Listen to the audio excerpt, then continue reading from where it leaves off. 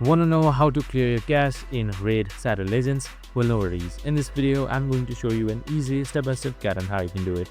It's super simple and under a minute, so let's get straight to it.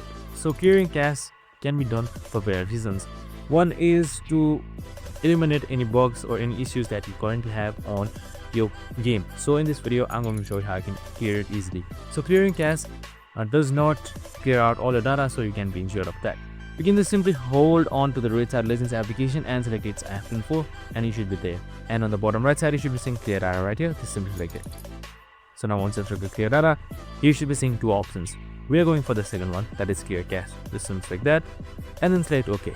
Now once you select OK, your cache should be cleared and you can just simply restart your game and any issues should be resolved. And that's it. I hope this video helped. If it did, make sure to like, subscribe and tune in with us for more of these videos. See you in the next one.